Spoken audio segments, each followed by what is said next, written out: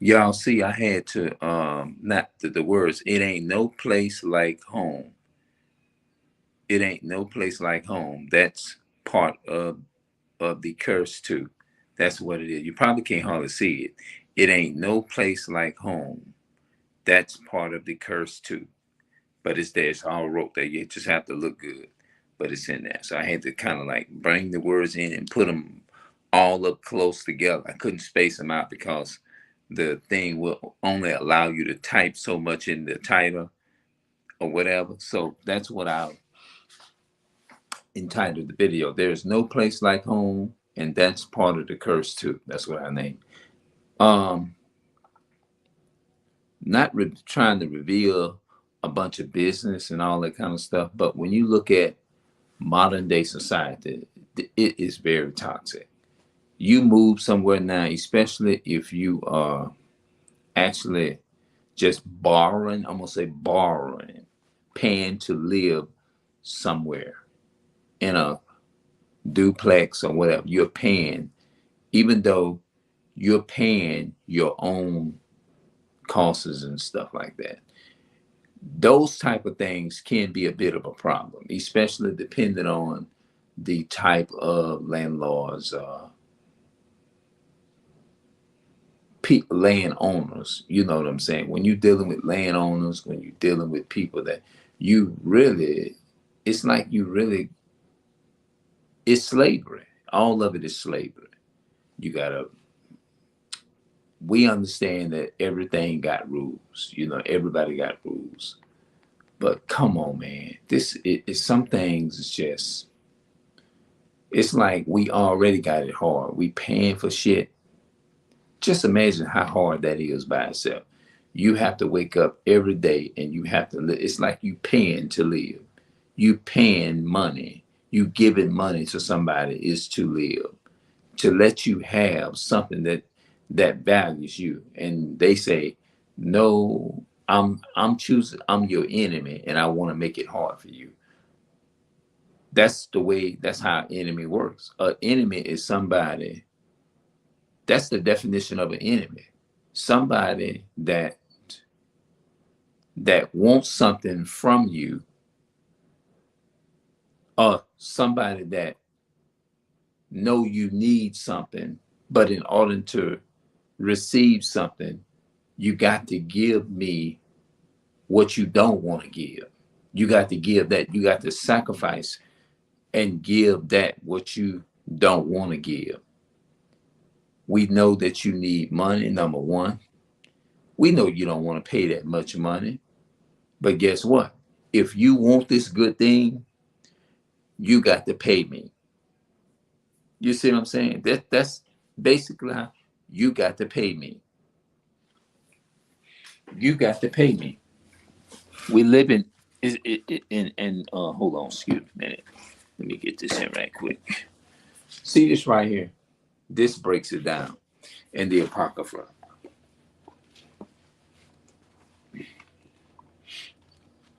What is that? Is that Maccabees 3 and where it says we're subject to payments?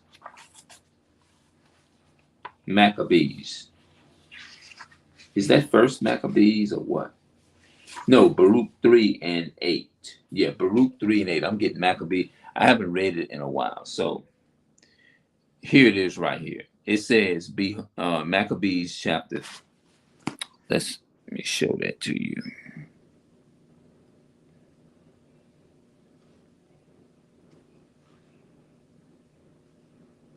Hold on.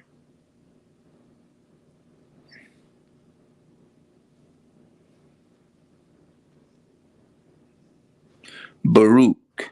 That's Baruch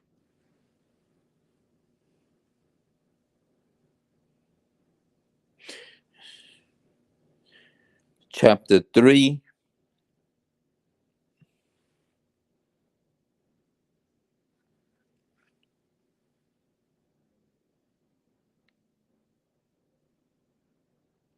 Behold, we are yet this day in our captivity.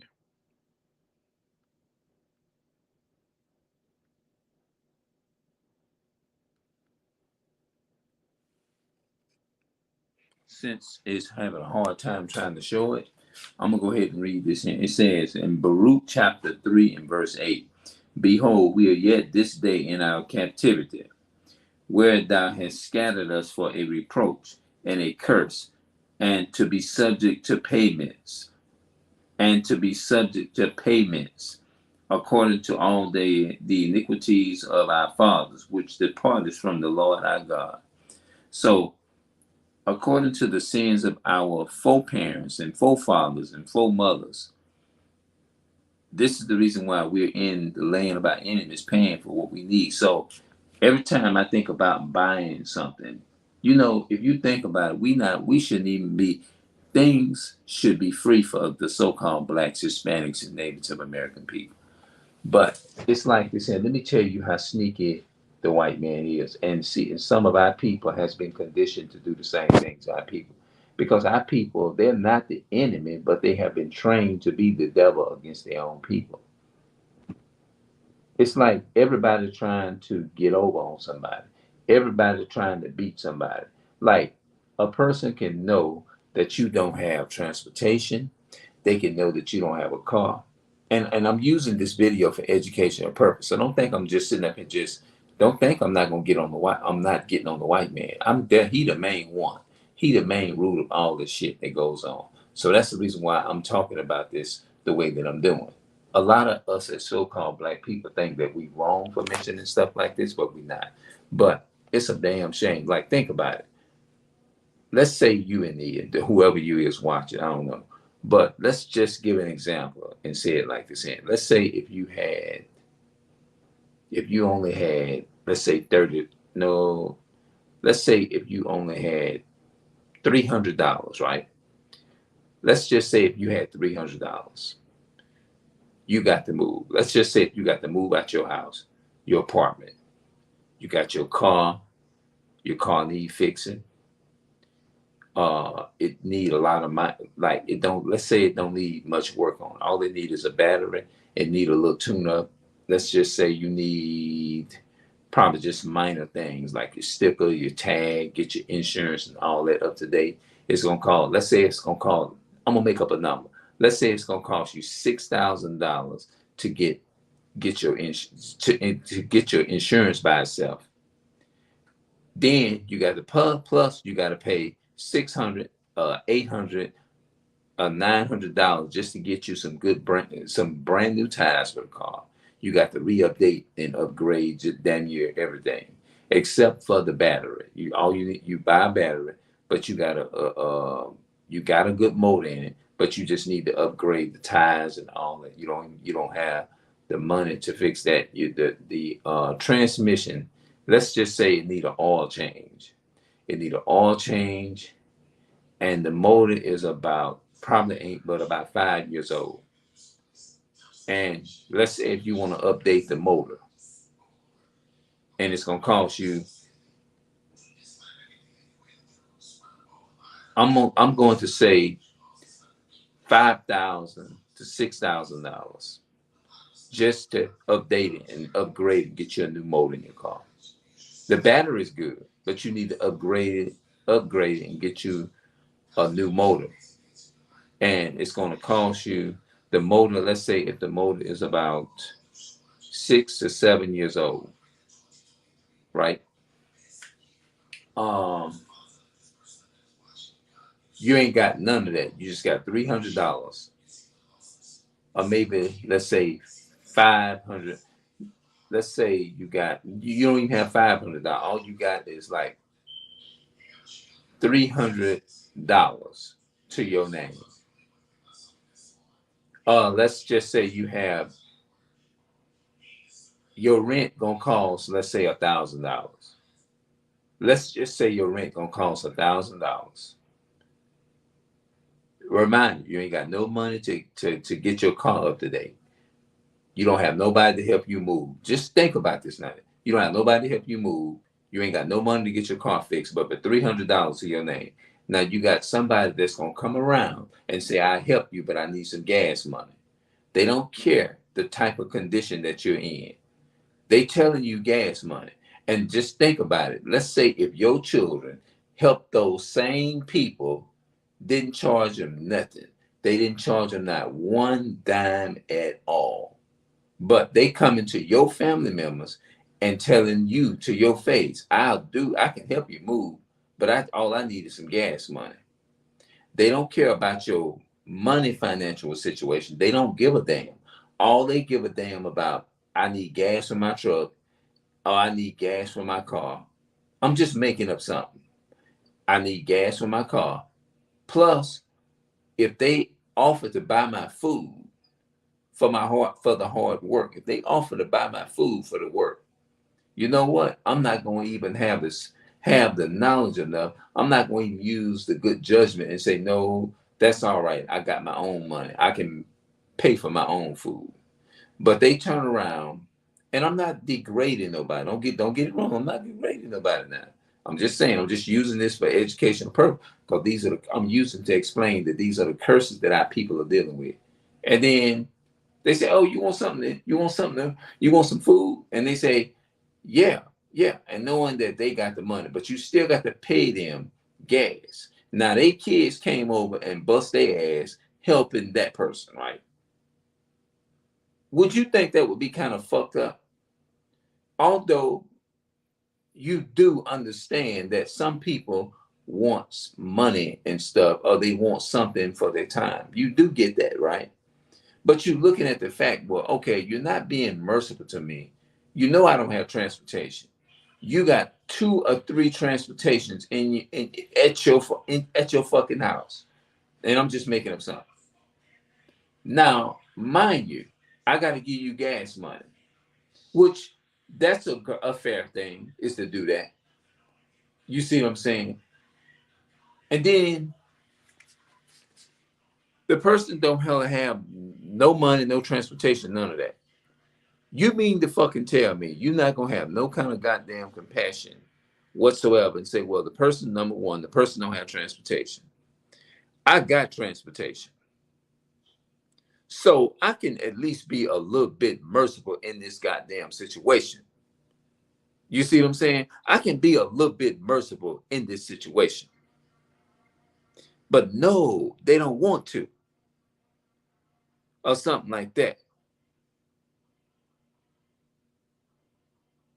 And then you got to deal with, you may move somewhere in a certain place.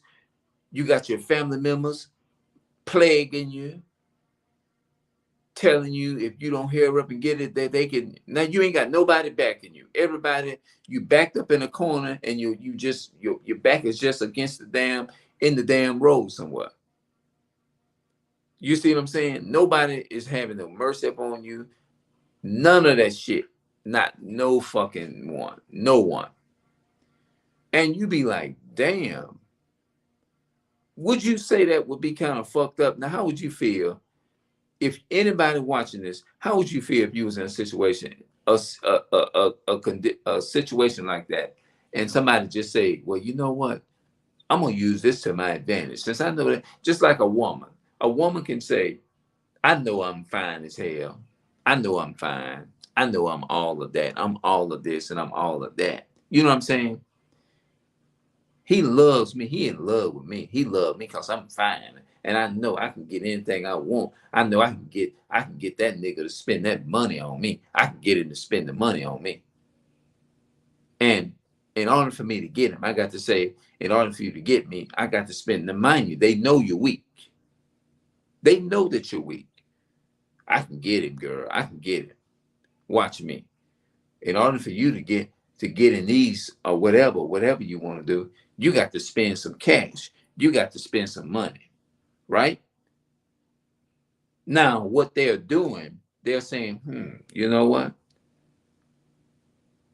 His weaknesses is my body. You see what I'm saying? His weakness is my body. So what I'm gonna do, this is my opportunity. I'm gonna use that to my advantage. I'm gonna use it as a weakness to him, against him. And then this is the same way people are doing when it comes down to their time, their money, and whatever, and so on and so forth. I'll do it but I need some gas, which I don't, you don't have no problem with reaching out and doing what you're supposed to do. If somebody do something, not be kind to you, be kind back. But we talking about people that comes around and try to take advantage of people. And I and this all these type of things have come from slavery. Because in order to be in slavery, you wasn't free. So in order to free yourself and have certain things, you got to be um you got to be sold out, just like an Uncle Tom. All those different types of things. It'll have you to the point to where you don't give a damn about your family. That's how that stuff can literally sift you. It will have you to the point to where you won't even give a damn about your family members. And you looking at it from a distance. Now, wait a minute. I used to come and put my time into this individual person with love, willing to do it, and not even being rich. Had had 2 quarters, and out and just to the point to where they didn't even have no food in the house, but they still was more willing to help you than a rich person. You see what I'm saying? Still more willing to help you as a rich person. Still more willing to help you more than a rich person will. They got everything, but they still greedy and still sitting there wanting to take advantage of you. No matter what, no kind of compassion whatsoever. You would expect the drug addicts to do that. Drug addicts would have a little mercy upon you more than that. I need gas money, which is nothing wrong with it. But if you know that somebody that been there for you thick through thick and thin now. But let me explain to y'all what I'm talking about. Do you think that would be right for the and this and I blame the so-called white man? Oh yes. For let's say me. I want you to reach out and I want you to help me and give me everything I want. But in their mind, they selfish.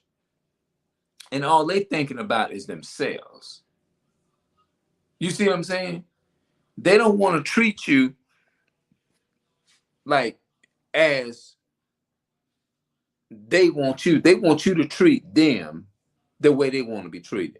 But when the tables are turned, they don't want to do that. No, they don't want, they're not willing to sacrifice their time, their efforts for you in no kind of way. It's at that point, whatever they want, it's all about them. It's all about them. The hell with what they don't give a damn about you. And these are the curses. I have to come back to that. I have to come back to Esau. Esau is the one that got our people in this condition because they families, they living good. We have to go to the so-called white man for everything. Did the Bible say we have to serve our enemies and one of all things? Now, we make our people aware of what the enemy is doing. Come on, man. We already got Esau here in captivity. That's enough within itself, getting shot down in the streets. Now you got our people who are conditioned, brainwashed and conditioned is to be against their own people. Our people hate each other just like Esau, worse than Esau, or just like Esau. Our people have the same amount of hate in their heart as Esau. Matter of fact, the Bible said we are worse than the heathens, Esau. That doesn't mean that I'm still going to sit here and let Esau off the hook. But we're definitely terrible when it comes to how we deal with each other, bro.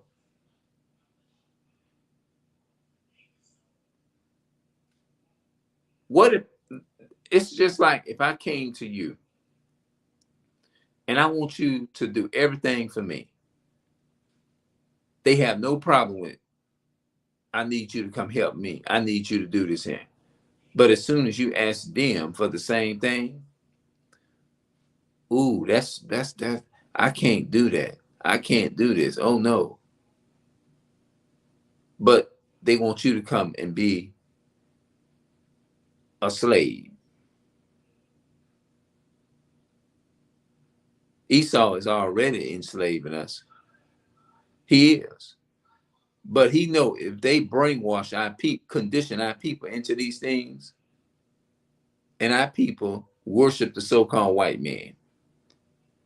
They worship the so-called white man more than they love the our people love the so-called white man more than they love themselves. They love their enemy that drags them through the mud more than they love the one who's advocated and that would be there for them.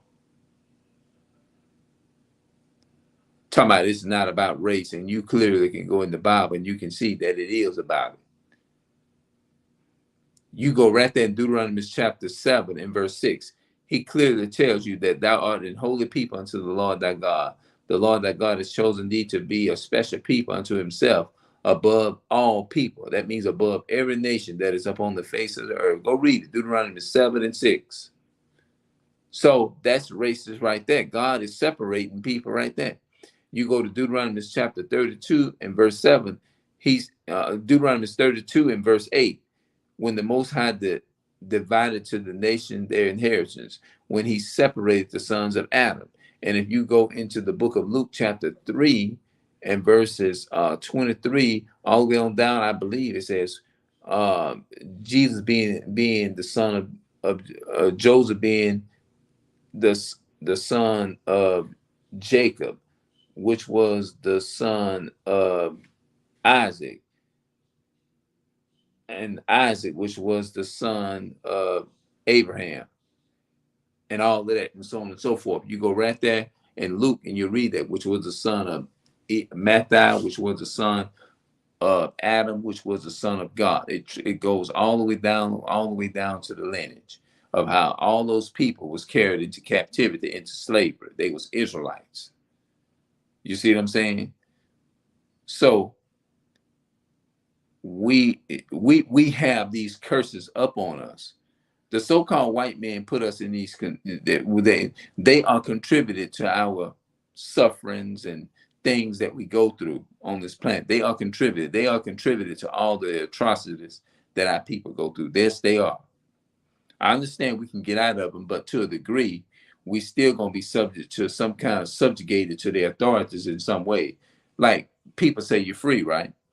Take your ass out there on the highway and get in your car, drive your car, and melt your driver's license through the fire, and take all your insurance papers out and burn them up, and take your license tag off your car and throw it away, and get out there and drive your car on the streets like a plain James, and see what's gonna happen. See how free you're gonna be. Just say, "Oh, we free. We ain't got to pay that no more." The so-called white man gonna look at our people like they gonna look at our people demonic. Like, yeah, right. I'm ready to put this. I'm ready to kill you. That's how they are. You get out there on the highway and drive with no driver's license and sitting up there talking about we free, the land of the free. What the hell? How can you allow a so-called white man, the goddamn devil that the Bible speaks of, tell you that you free? You sitting up there saying in your mind you free, in reality you ain't free. That's crazy. So I just wanted to just come and talk about that a little bit of stuff. Y'all tell me what y'all think about that. You see what I'm saying? Because when I think about stuff like this, I think of slavery. I do. I think of slavery. I think of slavery. You know, I think there's a lot of music in there, and I don't know if people be doing that on purpose, because it seems like when people is afraid of the truth and you tell them you get copyright, or they're copyright, you know what I'm saying? Esau, the so-called white man, they copyright your stuff. Our people will purposely turn music up to try to mess up what you're doing. That's how much the devil hates this truth, and they want this video offline. Hmm. So that's what I'm thinking. So I'll be back. We'll talk later. All right, people. Peace and love.